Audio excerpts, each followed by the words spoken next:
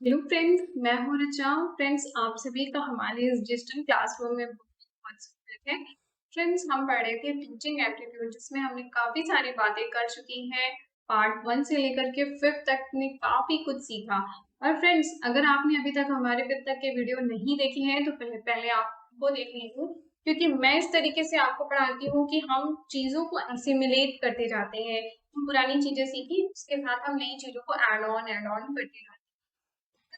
Basic चीजें नहीं सीखी हैं तो आप इस लेक्चर में प्रॉब्लम हो सकती है, क्योंकि हमने जो 5th लेक्चर में चीजें पढ़ी हैं उससे रिलेटेड मैं आपके लिए कुछ क्वेश्चंस भी लेकर के आई हूँ।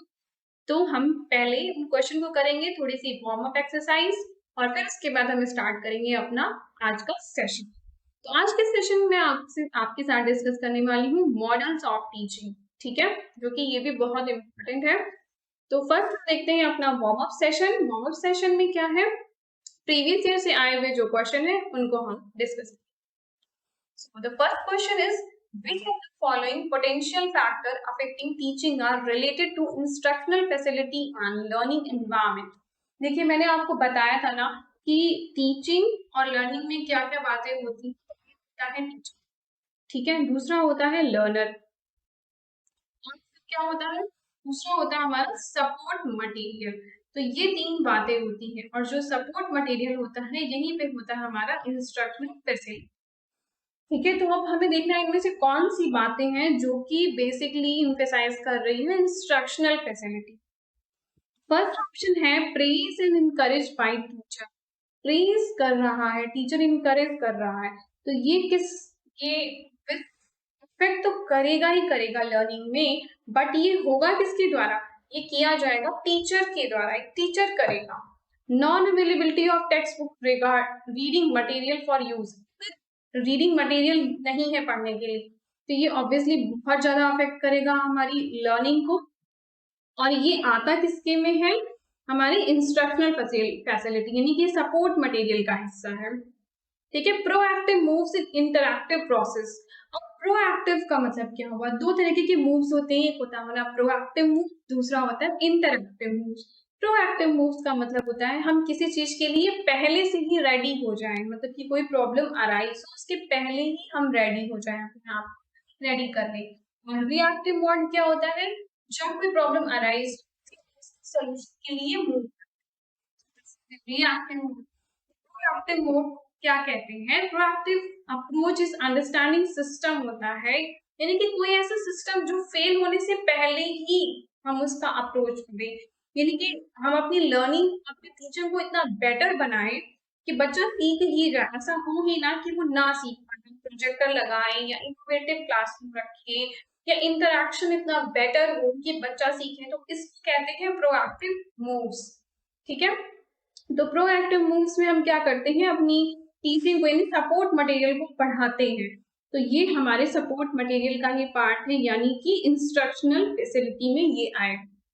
और shortage highly qualified of teacher, obviously teacher की क्वालिफिकेशन बहुत इंपॉर्टेंट होती है टीचिंग लर्निंग में, बट स्टिल ये फिर से आ जाता है हमारे एक टीचर का, टीचर के हिस्से का पार्ट है, ये सपोर्ट मटेरियल का नहीं है। हमसे पूछ रहा है इंस्ट्रक्शनल फैसिलिटी, तो ये टीचर में आ जाएगा। Ability of smart classes, availability of smart classes, ये तो हमारे सपोर्ट मटेरियल का ही पार्ट है। सो ऑप्शन में क्या क्या हो जाएगा, सेकंड हो जाएगा, फिफ्थ हो जाएगा और थर्ड हो जाएगा। तो second, third, fifth option B में है, ऑप्शन बी सी करेक्ट। ठीक है, क्या है, दो एक असर्शन रीजन दिए हुए हैं, हमसे पूछ रहा है which is true which is false, तो हम चेक करते हैं। देखिए, इस तरह के क्वेश्चन को करने के लिए हम पहले असर्शन को पढ़ेंगे, चेक करेंगे कि वो सही है कि नहीं, फिर रीजन को पढ़ेंगे कि वो सही है कि नहीं, फिर चेक करेंगे कि क्या ये इसी का रीजन है, किसी और बात के बारे में बात करें। तो असर्शन में क्या है, defining the objectives of the topic of discussion is not necessary is the first step in the classroom communication. कि क्लास कम्युनिकेशन में अगर मैं आपको अपनी आज की क्लास का टॉपिक ही ना बताऊं, एजेंडा ही ना बताऊं, क्या ये एक अच्छा इंटरेक्शन होगा? ऑब्वियसली नहीं होगा। हम बताएं, अगर मैं आपको बताऊं ही ना कि मैं क्या टॉपिक पढ़ाने वाली हूँ, बस फटाफट आए और स्टार्ट कर दिया पढ़ाना, तो ऐसे तो नहीं होगा, क्योंकि मैं अपनी डीआई की क्लास में भी आपको बताती हूँ कि आज हम डीआई पढ़ेंगे, आज हम आरसी पढ़ेंगे। तो इस तरीके से पहले हमको बताना होता है कि हमारा ऑब्जेक्टिव क्या है। So this is the wrong. Clear definition of objective make student understand the topic well. अगर हम अपना ऑब्जेक्टिव अच्छे से बता दें तो बच्चा बेटर तरीके से समझ पाएगा, क्योंकि वो अच्छे से अपना माइंड मेकअप कर लेगा कि आज ये चीजें हमें सीखने को मिलेंगी। So assertion is the false and reason is the true. Option D is the correct. Question third क्या है, in which level of teaching, कौन सी लेवल की टीचिंग में, मेमोरी, अंडरस्टैंडिंग और रिफ्लेक्टिव ऑटोनॉमस लेवल में teacher role is more active rather than being interactive. Interactive से ज्यादा एक्टिव किसमें होगा, तो मेमोरी लेवल में होगा। इंटरैक्टिव अच्छा किसमें होता है, कमेंट सेक्शन में लिख के बताइए आप। Mini summary at the end of each class is called. देखिए जब हम अपनी क्लास पूरा पढ़ा लेते हैं तो उसके बाद हम एक मिनी समरी मतलब समरी बताते हैं कि क्या क्या चीजें हमने पढ़ी, आज क्या क्या चीजें पढ़ाया। तो क्या पढ़ते हैं हम, किस तरीके से बताते हैं, एक सीक्वेंस में आपको बताते हैं ना कि पहले मैं आई, आपको आज ये पढ़ाया, फिर ये पढ़ाया, फिर ये पढ़ाया, तो सीक्वेंस में बताते हैं। सीक्वेंस। अब यहाँ पर एक वर्ड होता है साइन पोस्टिंग, अगर आप इसका मतलब नहीं पता है तो मैं एक्सप्लेन कर देती हूँ। साइन पोस्टिंग क्या करता है, चीजों को सीक्वेंस में लगाने के लिए हेल्प करता है, ठीक है। जैसे कि ये हेल्प करता है, कोई भी रीडर अगर बुक पढ़ रहा है तो साइन पोस्टिंग हेल्प करता है तो रीडर को पढ़ने में। अगर कोई प्रेजेंटेशन दे रहा है तो उस टाइम पे भी साइन पोस्टिंग हेल्प करता है कि कौन सी चीज सीक्वेंस में कब बताई गई है। So the signposting is help करता है हमें चीजों को सीक्वेंस में अरेंज करने के लिए, ठीक है। तो हमारा साइन पोस्टिंग ही आंसर है। क्वेश्चन क्या है, एनवायरमेंट, ठीक है, एक ओपन क्लासरूम एनवायरमेंट है marked by sharing and caring by the teacher and the student in their class interchanges will be most helpful level of thinking। हम शेयरिंग ज्यादा करते हैं। देखिए शेयरिंग का मतलब यहाँ पर क्या हुआ कि जो लर्नर है वो इंडिपेंडेंट सीख रहा है, मतलब लर्नर आपस में इंटरैक्ट होकर के चीजों को सीख, ठीक है। तो ये हमारा पार्ट होता है रिफ्लेक्टिव लेवल, ठीक है। क्वेश्चन में हमको आइडेंटिफाई करना है कि अंडरस्टैंडिंग लेवल में कौन सी बातें आएंगी। हमने पढ़ा था ना मेमोरी लेवल, अंडरस्टैंडिंग लेवल और रिफ्लेक्टिव लेवल। अंडरस्टैंडिंग लेवल में हम क्या करते हैं, जो वेरिएबल्स होते हैं उनके बीच में रिलेशनशिप को समझने की कोशिश की जाती है। तो फर्स्ट क्या है, the teacher take initiative. Teacher initiative करता है organising the subject matter, structuring the various unit and controlling the practice taken by the student. जो भी काम बच्चा कर रहा है वो पूरा कंट्रोल किया जाएगा टीचर के द्वारा। वो कौन सा होगा, वो हमारा मेमोरी लेवल होगा। It is basically devoted to helping student in seeing the relationship. ये हमारा कौन सा हो जाएगा, अंडरस्टैंडिंग लेवल का हो जाएगा। जब भी वेरिएबल्स के बीच में हम रिलेशनशिप बिल्डअप करते हैं। It is directed a problem raising and problem solving in collaborative manner. Problem raising और प्रॉब्लम को सॉल्व भी किया जा रहा है। तो ये हमारा कौन सा है, रिफ्लेक्टिव लेवल की बात हो रही है। It is aimed at conceptualisation idea and facts. यहाँ पे फैक्ट्स भी आ रहा है, कॉन्सेप्चुलाइजेशन भी आ रहा है, आइडियाज भी आ रहे हैं। तो ये हमारे अंडरस्टैंडिंग लेवल की बात होगी। And the fifth option, the purpose is to promote autonomy. Autonomy किस में आती है, ऑटोनॉमी आपकी लर्निंग में ऑटोनॉमस लेवल में आएगी। सो हमसे पूछा गया है understanding level, the option is 2 and 4। तो 2 और 4 किस में आ रहा है, बी ऑप्शन में, बी इज द आंसर। करते हैं बेसिक टीचिंग मॉडल। तो बेसिक टीचिंग मॉडल में कौन कौन सी बातें आएंगी, पेडागोगी, एंड्रोगोगी और ह्यूटागोगी।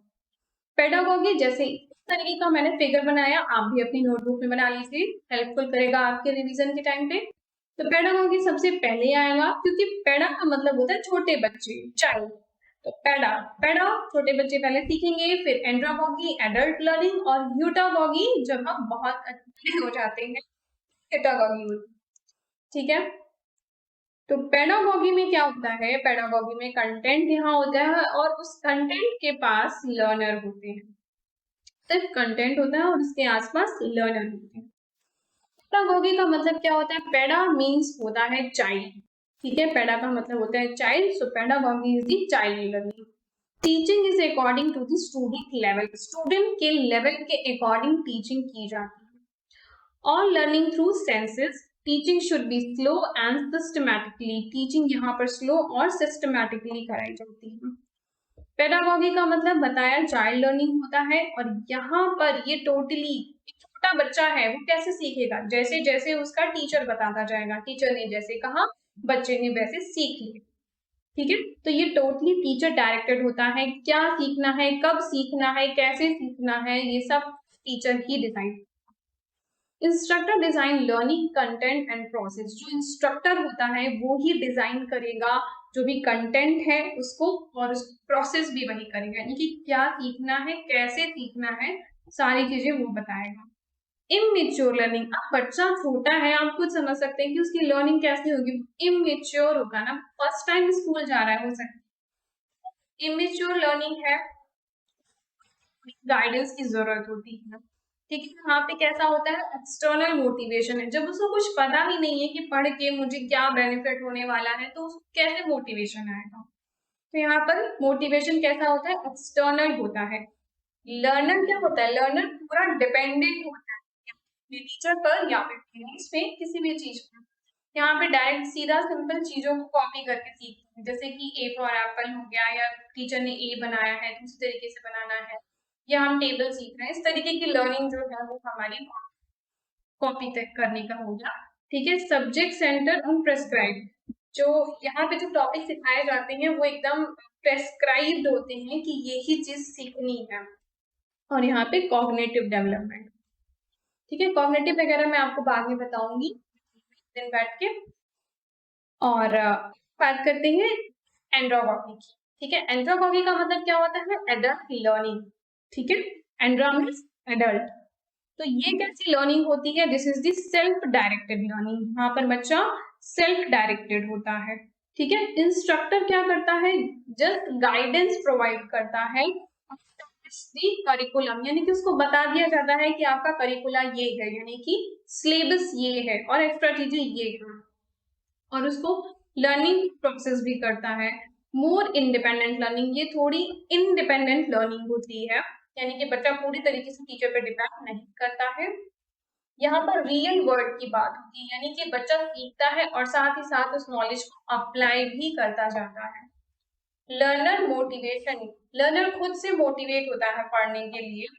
एडल्ट्स आर इंडिपेंडेंट, और यहाँ पर कॉम्पिटेंसी डेवलप की जाती है। टास्क और प्रॉब्लम सेंटर्ड, यानी कि कुछ टास्क दिया जाए और प्रॉब्लम सेंटर अप्रोच है। और यहाँ पर मेटा कॉग्निटिव होता है, मेटा कॉग्निशन का मतलब होता है थिंकिंग अबाउट थिंकिंग, जो भी मतलब सोचा कैसे जाए इसके बारे में भी सोचना, तो that is the Meta cognition. अब पेडागोगी में क्या हुआ? एक टीचर है, टीचर से ही नॉलेज बच्चों को जा रही है। एंड्रागोगी में क्या हुआ? ये बच्चे आपस में भी कनेक्टेड होते हैं, ठीक है, टीचर यहाँ पर है और ये आपस में भी सीख रहे होते हैं, so we can understand with this diagram. Heutagogy, heutagogy में क्या है? ये लर्नर है, और लर्नर के आसपास देखिए क्या क्या चीजें होती हैं, कंटेंट भी होता है, आपस में शेयर करके भी सीखते हैं, आपस में कोलैबोरेट करके सीखते हैं, क्रिएट करते हैं, एक नई चीज बनाते हैं, रिफ्लेक्ट करते हैं अपनी नॉलेज को, और नॉलेज को एक्सप्लोर भी करते हैं। तो दिस इज दी ह्यूटागोगी। ह्यूटागोगी में बच्चा कैसे होगा? सेल्फ डिटरमाइंड होगा, यानी कि वो अपने डिसीजंस भी यहाँ पर खुद ले सकते हैं। Instructors serve as mentor, coach and learning process. Instructor यहाँ पर जस्ट मेयर कोच की तरह होता है, मेंटोर की तरह होता है, वो हेल्प करता है लर्निंग प्रोसेस में। Highly mature in learning process and experience, यहाँ पर जो बच्चा होता है वो काफी मेच्योर हो चुका होता है, उसकी लर्निंग प्रोसेस मेच्योर हो चुकी होती है, यानी कि वो बहुत जल्दी ग्रैब कर पाता है चीजों को, खुद से समझने की क्षमता बढ़ जाती है, सेल्फ डायरेक्टेड होता है, सेल्फ गाइड भी करता है, एफिकेसी ड्रिवन, खुद से एफिशिएंट हो जाता है, यानी कि अपनी डिसीजन मेकिंग भी खुद से कर लेता है। लर्नर आर इंडिपेंडेंट होते हैं, और यहाँ पर कैपेबिलिटी डेवलप की जाती है कि वो कैपेबल हो गया आप चीजों को करने के लिए। प्रोएक्टिव एंड प्रॉब्लम ओरिएंटेड होता है, यानी कि कोई भी प्रॉब्लम कैसे आई वो भी जानना और उसका सोल्यूशन क्या होगा उसको भी जाना जाता है। ये एपिस्टेमिक अप्रोच है। एपिस्टेमिक का मतलब होता है बिलीफ सिस्टम। वो एक बिलीफ सिस्टम को डेवलप कर लेता है अपने अंदर। अब देखते हैं आगे क्या है, एंड्रोगॉगी और ह्यूटागॉगी में डिफरेंसेस। तो एंड्रोगॉगी में क्या होता है, मेटाकॉग्निशन। मेटाकॉग्निशन का मतलब बताया ना कि थिंकिंग अबाउट थिंकिंग, वो सोचना, मतलब बेटर अंडरस्टैंडिंग होती है, अंडरस्टैंडिंग होती है, थिंकिंग के बारे में बात की जाती है। ठीक है, और यहाँ पर क्या है, एपिस्टेमिक कॉग्निशन। एपिस्टेमिक कॉग्निशन का मतलब क्या होता है, बिलीफ, जो कि बिलीफ पर काम कर रहा हो, एक नया बिलीफ सिस्टम बनता है। ये कैसी होती है, सिंगल लूप लर्निंग, यानी ए और बी, जैसे कोई प्रॉब्लम है तो उसका ये सोल्यूशन, प्रॉब्लम सोल्यूशन। ओके, और जो ह्यूटागॉगी होती है वो डबल लूप लर्निंग होती है, यानी कि ये प्रॉब्लम और ये उसका solution, cause of the problem, ये प्रॉब्लम आई क्यों, ये भी सीखना होता है, ये हमारे ह्यूटागॉगी का पार्ट। ह्यूटागॉगी में कॉम्पिटेंसी डेवलप की जाती है एंड ह्यूटागॉगी में कैपेबिलिटी, यानी कि बच्चा अब यहाँ पर कैपेबल हो जाता है। लर्निंग अप्रोच यहाँ पर लीनियर डिजाइन होता है, यानी कि एक सिंगल, जैसे ये सिंगल लूप लर्निंग हो गया ना, ये लीनियर होता है, अब ये ऐसे चलता जाता है। ये कैसा होता है, लीनियर डिजाइन। और नॉन लर्निंग अप्रोच यहाँ पे कैसी होती है, नॉन लीनियर होती है, यानी कि सर्कुलर होती है, सीखते जाते हैं आपस में। यहाँ पे लर्नर डायरेक्टेड होता है, यानी कि जो एंड्रोगॉगी है इसमें इंस्ट्रक्टर और लर्नर दोनों ही परफॉर्म करते हैं इक्वली, बट ह्यूटागॉगी में सिर्फ लर्नर डायरेक्टेड, लर्नर जिस डायरेक्शन में जाएगा वैसे ही उसकी लर्निंग होगी। ठीक है, एंड्रोगॉगी का मेन काम क्या होता है, गेटिंग स्टूडेंट टू लर्न, बस बच्चा सीख जाए। और ह्यूटागॉगी में getting student how to learn, कैसे सीखा जाए, इस पे वर्क किया जाता है ह्यूटागॉगी में। तो पेडागॉगी में क्या होता है, एंगेजमेंट, यानी कि टीचर और लर्नर का एंगेजमेंट होता है। एंड्रोगॉगी में कल्टिवेशन होता है एंड ह्यूटागॉगी में रियलाइजेशन होता है, चीजों कैसे उनको रियलाइज करना, रियल लाइफ एग्जाम्पल में जाकर के उसको समझना। ठीक है, तो इस पे बेस्ड कुछ क्वेश्चन है, उसको हम लोग देख लेते हैं। In the field of study which use role playing simulation, कौन सी स्टडी में, मतलब पेडागॉगी, एंड्रोगॉगी, ह्यूटागॉगी में कौन सी स्टडी में role playing simulation and self evaluation करता है बच्चा। तो स्ट्रेटेजी फॉर एडल्ट लर्नर से हमको यहाँ पे क्लियर हो जाता है कि ये एंड्रोगॉगी की बात कर रहा है, बट फिर भी role playing simulation and self evaluation भी हमारी एंड्रोगॉगी का ही part. And the next question क्या है, classroom interaction are influence largely by, जो क्लासरूम में इंटरेक्शन होता है बच्चों में ज्यादा इन्फ्लुएंस होता है। Student commitment, teacher centric environment, organizational oversight and unsolicited intervention. देखिए यहाँ पर क्या बात हो रही है कि क्लासरूम इंटरेक्शन किसके बीच में होगा, एक टीचर और एक लर्नर के बीच में होगा। टीचर अपनी बात कहे जा रहा है बट अगर लर्नर उसको रिस्पॉन्ड नहीं करे, यानी कि अपने कमिटमेंट को फॉलो ना करे, मैंने जो पढ़ाया आप उसको पढ़ के नहीं आ रहे हैं, मैं आपसे क्लास में क्वेश्चन पूछ रहा हूँ आप आंसर नहीं कर रहे हैं, तो कैसे होगा इंटरेक्शन, नहीं हो पाएगा, इंटरेक्शन हो जाएगा। तो यहाँ पर मेन इन्फ्लुएंस किसके साथ हो सकता है, स्टूडेंट के ही साथ हो। ठीक है, सो आपका student commitment is the answer. Now the next अब हम मूव ऑन करते हैं मॉडल ऑफ टीचिंग। इसमें हम बात करेंगे दो चीजों से रिलेटेड, एक होगा हमारा टीचर सेंट्रिक अप्रोच और दूसरा होगा स्टूडेंट सेंट्रिक अप्रोच। ठीक है, टीचर सेंट्रिक अप्रोच में क्या होता है, टीचर सेंटर्ड में टीचर जो है वो सेंटर पे रहेगा, नाम से ही समझ में आ रहा है, एंड लर्नर सेंटर में लर्नर जो है वो सेंटर पे रहेगा। ठीक है, यानी कि टीचर सेंटर में हर एक चीज टीचर डिसाइड करेगा, बच्चे को क्या पढ़ाना है, कैसे पढ़ाना है, कब पढ़ाना है, यानी टाइम, उसका इवैल्यूएशन किस तरह से करना है, वो सारी बातें टीचर सेंटर खुद टीचर ही डिसाइड होगा। लर्नर सेंटर में दोनों आपस में मिल करके डिसाइड करते हैं, यानी कि लर्नर के प्रेफरेंस ही देखा जाता है कि वो कब पढ़ सकता है, कैसे पढ़ाया जाए, वो आपस में डिस्कस करके डिसाइड करते हैं। टीचर्स में कौन कौन सी बातें होती हैं? Knowledge is transmitted from professor to student, teacher के पास जो नॉलेज है वो इम्पार्ट कर दी जाती है लर्नर, ठीक है। स्टूडेंट यहाँ पर कैसा होगा? पैसिव होगा ना, क्योंकि जब उसको पता है कि मुझे इंटरैक्ट ही नहीं होना है, तो बस सुनना है, सुने जा रहे हैं, तो यहाँ पे पैसिव हो जाता है। Professor role is to be primary, यहाँ पर प्रोफेसर का रोल जो है वो प्राइमरी होता है, और जो लर्नर है सेकेंडरी हो जाता है। इस तरीके से प्राइमरी इवैल्यूएटर भी होता है, टीचर है वो खुद ही इवैल्यूएट भी करेगा। टाइमिंग भी है वो भी टीचर डिसाइड करेगा क्लास की। Assessment is used to monitor learning, assessment यहाँ पर किया जाता है लर्निंग को मॉनिटर करने के लिए। Emphasize on right answer, यहाँ पर करेक्ट आंसर पे ही मेन फोकस करते हैं। Focus on single discipline. Culture is competitive and individualistic होता है, ठीक है। और टीचर सेंटर पैराडाइम्स में क्या होता है? Only student are viewed as a learner, जो स्टूडेंट है उसको लर्नर की तरह ट्रीट किया जाता है। टीचर सेंटर एजुकेशन कैसा होगा? Student put all their focus on teacher, यानी कि ये टीचर है इस पे ही फोकस करते जाते हैं बच्चे की ये जो भी कुछ कह रहा हो इसकी बात माननी, मतलब मैं बात करूंगी और स्टूडेंट जस्ट केवल उसको सुनेंगे। During the activity work alone, जब अगर किसी एक्टिविटी को इनको दिया जाए तो बच्चे अकेले ही काम करेंगे, यहाँ पर किसी तरीके का कोलैबोरेशन नहीं होगा, क्योंकि कोलैबोरेशन को यहाँ पर डिस्करेज किया जाता है। Teacher center approach is one where activities in the class is centered on the teacher. Teacher center approach में क्या होगा? एक्टिविटी बेस्ड होगी टीचर पर ही। कहते हैं student centre paradigms. Student centre paradigms का मतलब क्या हुआ?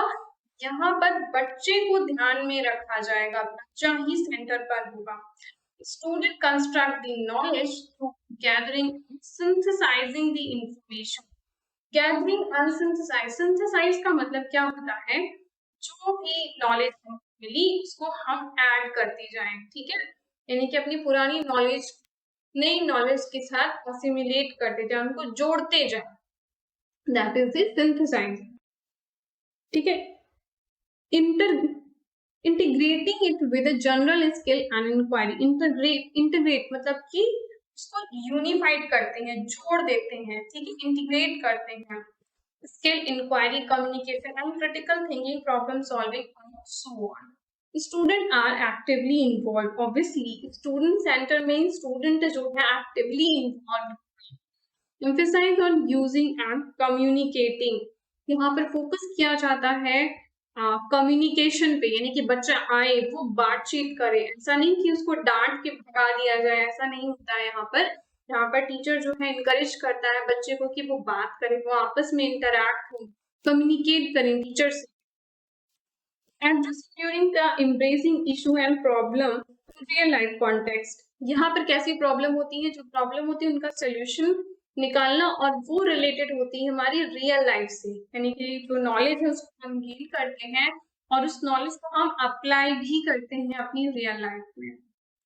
Professor role is a coach, जो प्रोफेसर है उसका रोल यहाँ पर एक कोच की तरह होता है। Student evaluate learning together, student अपनी लर्निंग साथ ही साथ इवैल्यूएट भी करते हैं। असेसमेंट का मेन यहाँ पर यूज किस लिए होता है? कि लर्निंग को डायग्नोस करने के लिए कि बच्चा चीजों को सीख पाया या नहीं। Emphasise on generating is better question and learning from errors, यानी कि यहाँ पर मोर फोकस किया जाता है कि बच्चे जो है क्वालिटी ऑफ क्वेश्चन पूछे, अच्छे क्वेश्चंस पूछे, और लर्निंग फ्रॉम एरर, ठीक है, वो अपनी गलतियों से सीखता जाए। Approach is compatible with an interdisciplinary investigation, अगर हम डिफरेंट इंटरडिसिप्लिनरी मतलब कि एक कोर्स से दूसरे कोर्स में भी जाएं तो भी वो अच्छे से बच्चा कोलैबोरेट कर सके, चीजों को सीख सके, समझ सके, वहां पे भी नए एनवायरमेंट में भी एडजस्ट हो पाए। कल्चर इज कोऑपरेटिव होता है, कोलैबोरेटिव होता है और सपोर्टिव होता है, बच्चे यहाँ पर एक दूसरे का सपोर्ट करते हैं। Professor and student learn together, यहाँ पर बच्चे और प्रोफेसर सब साथ साथ सीखते हैं।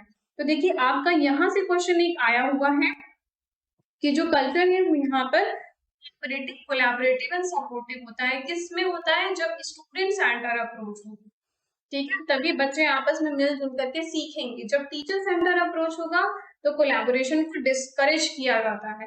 इस पॉइंट को बहुत अच्छे से समझ लीजिए, क्योंकि जो टीचर है वो डिस्करेज इसलिए करेगा, वो ये बस बताना चाहता है कि मैं ही हूँ, इसे समझ लीजिए कि मैं ही हूँ, मैं जो कहूंगा, मैं जो सिखाऊंगा सिर्फ वही आपको सीखना, इसलिए वहां पे कोलैबोरेशन को डिस्करेज करते हैं। और जो स्टूडेंट सेंटर अप्रोच है उसमें क्या है, स्टूडेंट कहीं से भी सीख सकता है, आपस में बच्चे खुद से भी सीख सकते हैं, बच्चा टीचर से भी सीख सकता है। तो इस तरह की चीजें जहां पर होंगी वो स्टूडेंट सेंटर अप्रोच होगा।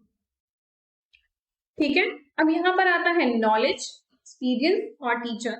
देखिए जो टीचर सेंटर अप्रोच है, यहाँ पर टीचर के पास नॉलेज होगी और उसके पास एक्सपीरियंस होगा। ठीक है, इन दोनों को कंपाइल करके, यानी कि जो टीचर है केवल उसी से ही नॉलेज बच्चे को आ रही है, that is the teacher centre approach. And student centre approach में क्या होगा, ये टीचर है और यहाँ पर ये लर्नर है।